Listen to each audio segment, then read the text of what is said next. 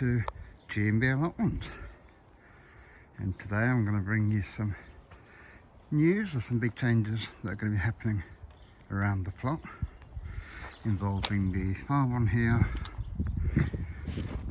and this one here. So as you know, this front plot was Ben's, and we were making it all sort of raised beds so it's easier for him to manage, should we say. And the back one is my one. As you can see, they're pretty overgrown. So I'm going to let you know about the changes that we're going to be taking. So Ben, he's now a 16-year-old teenager, and he's in college, and he's decided that he doesn't want to do the allotment anymore. I'm a little bit saddened by it, but he's a typical teenager, and he's into his woodwork and carpentry, and he wants to do his own little thing, shall we say. Now that presents me with a problem, because of my health conditions I rely on Ben's help. So really I'm left with no choice, and I'm going to have to give up one of these plots. So what I'm going to do, I'm going to give up my one at the back here. Couple of reasons. The front one here will be a lot more easier to manage, and it's mainly all raised beds using the no dig method. It's also by the road there, safe for unloading and stuff like that. My task for today is my shed there is going to be coming off the plot. That's going to be going back home, and then my shed here, which is the newer one, will go down here in that one place.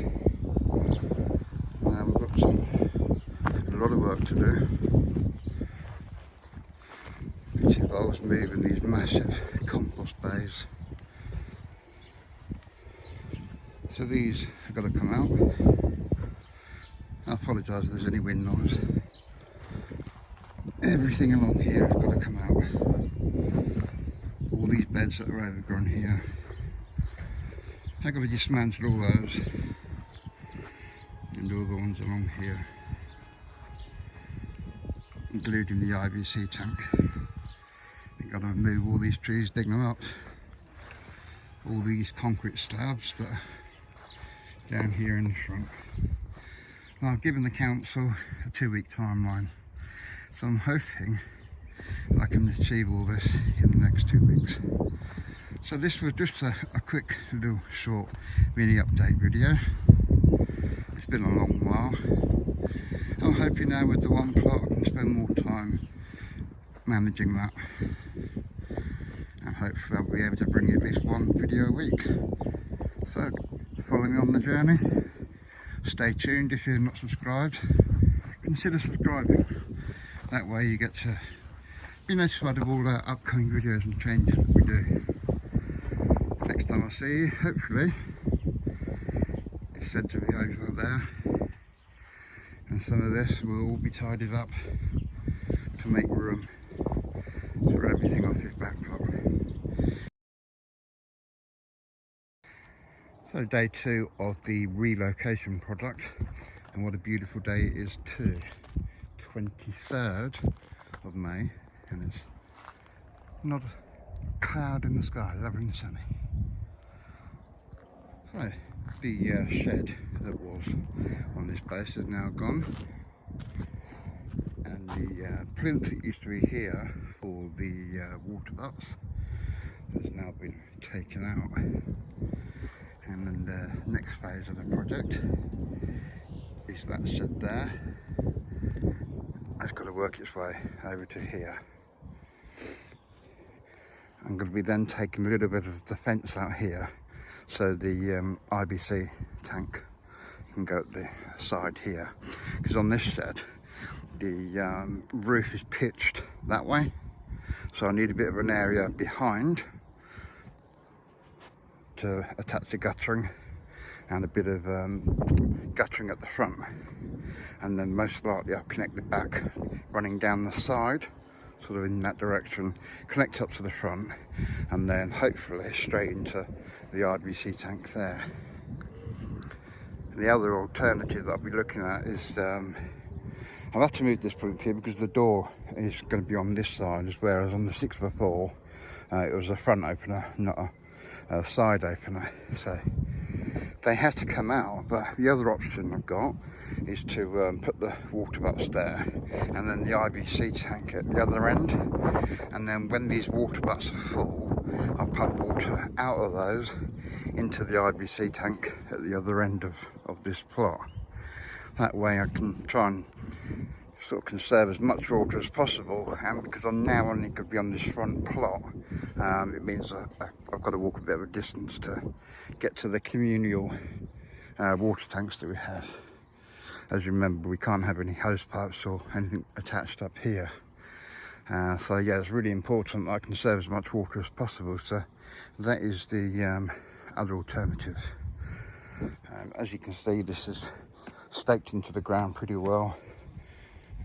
You may remember in some other videos we're in a bit of a wind trap area here, where the wind comes over the golf course and I've had these tip over, so they really do have to be anchored down really well. And I have had a bit of a tidy up, not just only on this plot but on the back one, just to make it a bit easier for me to clear and see what I'm working with. We'll have a walk down here now. Doesn't this country look nice? That's the bocking one there, and this was seed set last year, and I don't know whether it's supposed to come up every year or whether it's just sort of self-seeded, but lots of bees on that. So yeah, I've just had a bit of a strim on here.